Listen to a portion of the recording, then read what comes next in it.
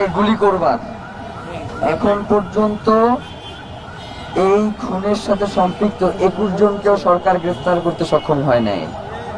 তারা 11 জনকে গ্রেফতার করেছে, বাপ মা বউ ভাই, মানে খুনের সাথে সম্পৃক্ত এমন একজনকে তারা গ্রেফতার করতে সক্ষম হয় নাই। এমনকি তাদের এই গ্রেফতারের ব্যাপারে কোনো সদিচ্ছা আছে বলেও আমাদের কাছে মনে হয় না।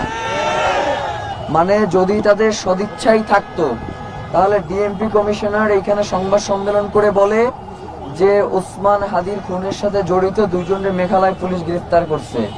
মেঘালয় পুলিশ বলতেছে এইটা একদম সিরেফ বানোয়াট কথা, এখানে কেউ আমরা গ্রেফতার করি নাই।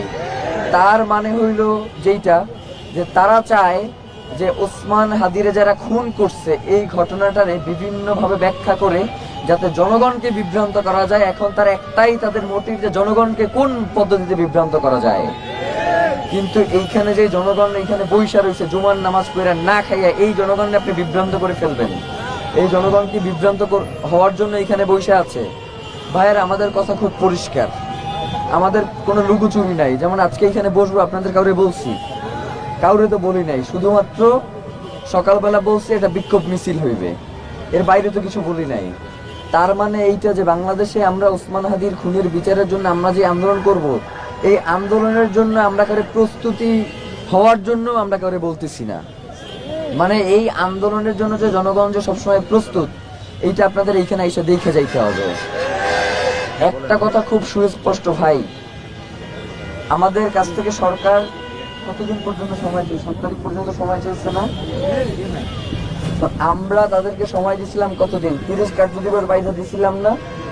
আজকে সেই 30 কার্যদিবসে আমাদের আর বাকি আছে 22 দিন।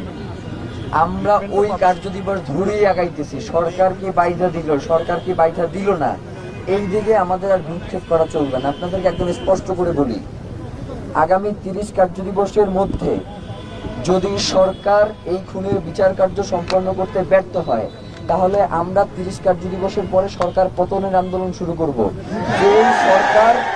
যেই সরকার ওসমান হাদির এই খুনের সাথে যারা সম্পৃক্ত তাদেরকে গ্রেফতার আদৌ কোনো সন্ধান পর্যন্ত দিতে ব্যর্থ হইতেছে, সেই সরকারের তো ক্ষমতায় থাকবার কোনো প্রয়োজন নাই। যেই সরকার বাংলাদেশের আইন শৃঙ্খলা পরিস্থিতি রক্ষা করতে ব্যর্থ হইতেছে, গোয়েন্দা সংস্থা কোন রকম যে সরকারকে সাহায্য করতেছে না, আপনি কোনোভাবেই কোনো ধরনের পদক্ষেপ গ্রহণ করতে পারতেছেন না, আপনি কিছু পারতেছেন না, আপনি অসহায় মানুষদেরকে তো আমরা রাষ্ট্র ক্ষমতায় বসাই রাখতে চাই না। অসহায় মানুষ রাস্তায় এসে ভিক্ষা করবে, আমরা তাদেরকে ভিক্ষা দেবো, কিন্তু রাষ্ট্র চালাইবে হচ্ছে যারা রাষ্ট্র চালানোর যোগ্য তারা। কোনো অসহায় মানুষকে আমরা রাষ্ট্রের ক্ষমতায় করতে চাই না।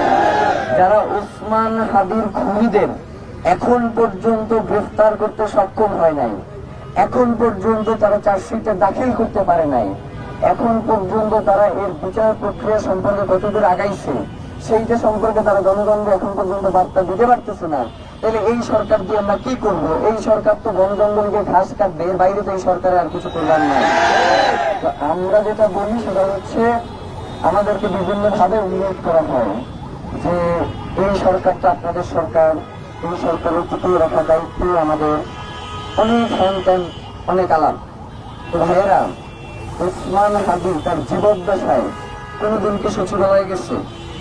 কোনোদিন কোন উপদেষ্টার কাছে ধর্ণা দিছে? তাইলে এই সরকার যদি আমাদের হয়, তার একজন বড় স্টেকহোল্ডার তো ওসমান হাদি, যে এই সরকারকে ক্ষমতায় বসাইছে, তাই না? তাইলে ওসমান হাদির মতো একজন মানুষ, যিনি পুরো বাংলাদেশের কণ্ঠস্বর হয়ে উঠছেন, যিনি জুলাই যোদ্ধার প্রাণ, জুলাই পরবর্তী সময় জনগণ শুধুমাত্র একজনকে বিশ্বাস করতে চোখ বন্ধ করে, সেটা হচ্ছে ওসমান হাদি। সেই ওসমান হাদিকে গুলি করে হত্যা করা হয়েছে, কিন্তু অন্তর্বর্তীকালীন সরকারের বিভিন্ন ধরনের উপদেষ্টারা এসে তারা হচ্ছে হাসি তামাশা করতেছে এই ঘটনার নিয়ে।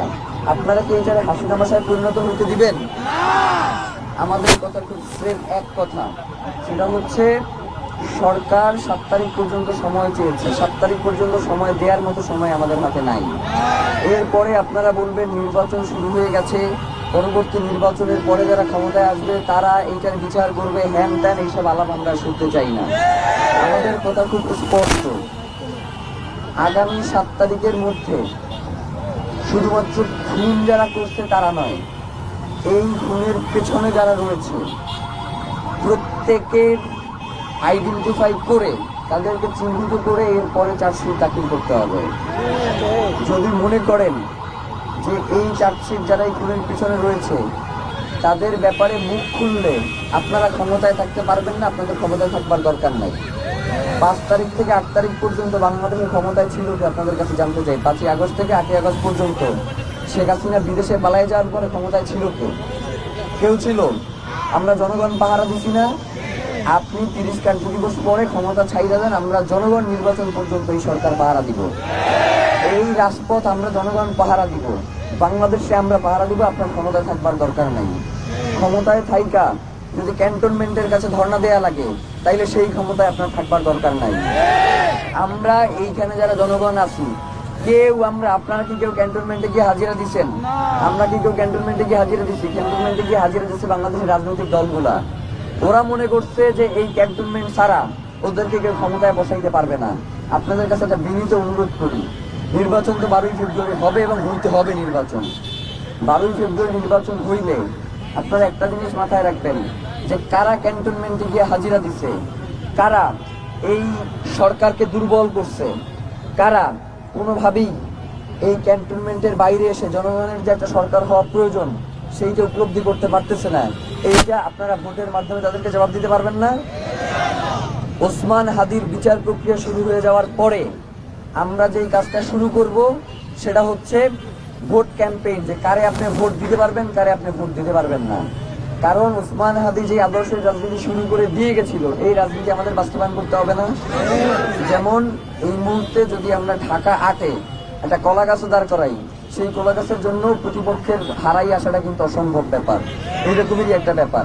কিন্তু এরপরও কি আমরা এই নির্বাচনে দাঁড়াইছি? ওসমান হাদি কি বলছে যে আমি শুধু 5 বছরের জন্য ঢাকা 8-এ ইলেকশন করবার জন্য আসি নাই, আমি বাংলাদেশের রাজনীতি পরিবর্তন করবার জন্য আসছি। আমি বাংলাদেশের রাজনীতিবিদদের জন্য কঠিন করে দেব যাতে তারা ওই যে ক্ষমতায় যাওয়ার জন্য পাগলপারা না হয়।